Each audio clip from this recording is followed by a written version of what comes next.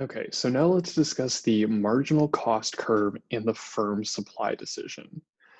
So the most important thing to note here is that the marginal revenue and the marginal cost curve are equal at the profit maximizing quantity. So what does that mean?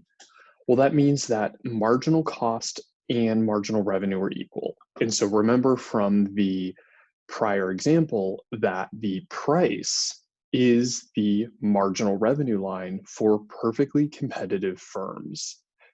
And importantly, we can run through a couple different scenarios. So let's say that we're currently producing at quantity QA.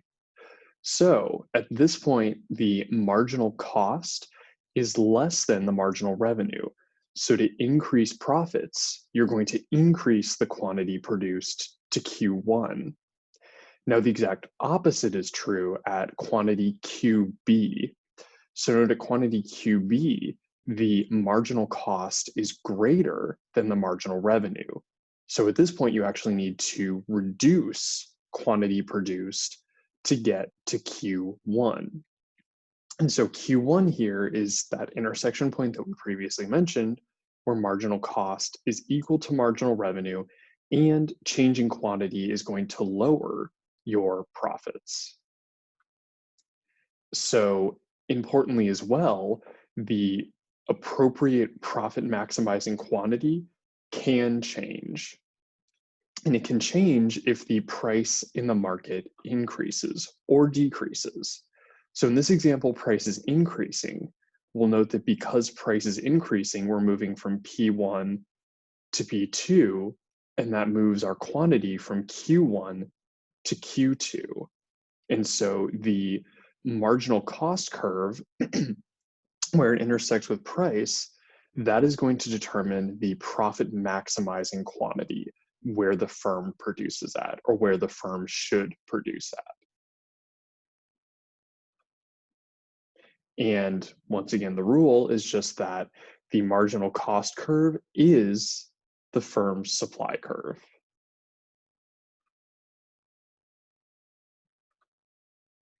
So another important feature is the difference between shutdown and exit.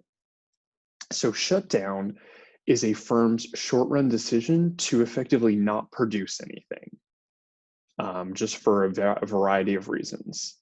Exit, on the other hand, is a firm's long-term decision to leave the market. And so importantly here, a firm will decide to shut down, but they're still paying their fixed costs. And those fixed costs they're paying will become variable in the long run, but until the long run, they have to pay those fixed costs in the short run. So, a question: how does a firm decide to shut down? Well, a firm decides to shut down if revenue falls or cost falls. And so, effectively, a firm should shut down if the price is less than average variable cost. Because remember, in the short run, the firm has to pay fixed costs, regardless of if it doesn't produce anything.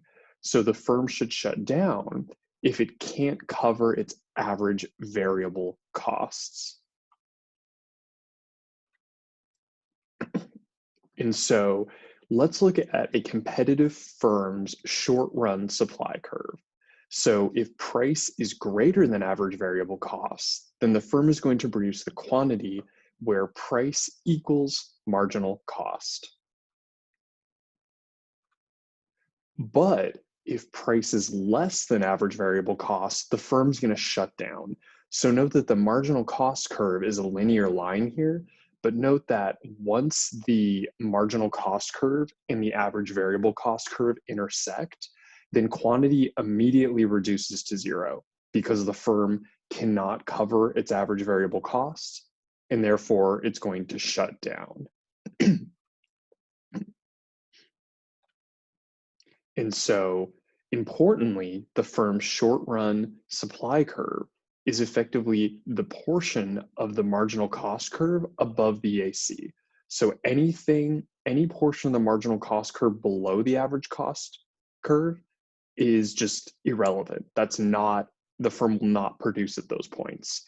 But anything above the average variable cost curve, the firm will produce, and that is its supply curve in the short run. So sunk costs are also really important when firms are determining where they should produce. So a sunk cost is basically just a cost that you have already paid and it can't be recovered. And sunk costs should not factor into your decision making. You have to pay them regardless of what you choose to do.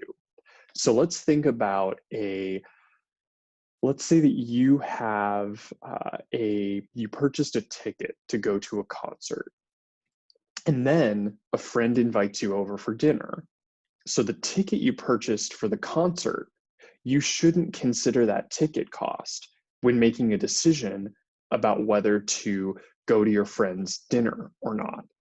It's completely up to how you value dinner. Because you purchased the ticket, you're not going to consider the cost of the ticket because that's a sunk cost that you cannot achieve or not gain back.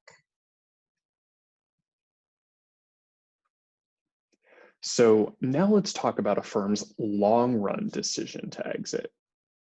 So once again, same situation as in the short run. If the firm exits the market, the firm has zero total revenue and zero total cost. So the firm should exit if total revenue is less than total cost.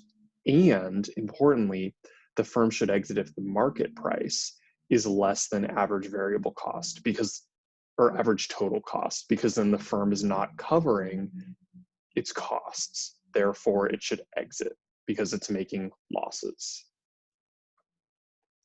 So importantly, though, in the long run, new firms can also enter the market. And new firms can enter the market if it is profitable to do so. And it's profitable if total revenue is greater than total cost. So the firm should enter the market if total revenue is greater than total cost. And importantly, firms should enter if the market price is greater than the average total cost. So in this example, we're going to look at a firm with profits. So what does that look like? So we have our price marginal revenue curve, we have our marginal cost curve, we have our average total cost curve. So this is the profit maximizing quantity where marginal cost intersects with marginal revenue. This is the revenue per unit because price is equal to marginal revenue and average revenue in a competitive market. Then the cost per unit is this intersection point on the average total cost curve. So the profit per unit is the price minus the average total cost. And this rectangle represents the firm's profit. But now let's look at a firm with losses. So once again, marginal cost curve, average total cost curve. So now we have price and marginal revenue at this point. So the loss minimizing quantity now, note that it's not profit maximizing, it's loss minimizing, is here. And because of that, this is the intersection point on the average total cost curve. And that is our average total cost. So this is our cost per unit, this point here. This is our revenue per unit. So note that this difference here, that is going to be our loss per unit. And this rectangle represents our losses in the market.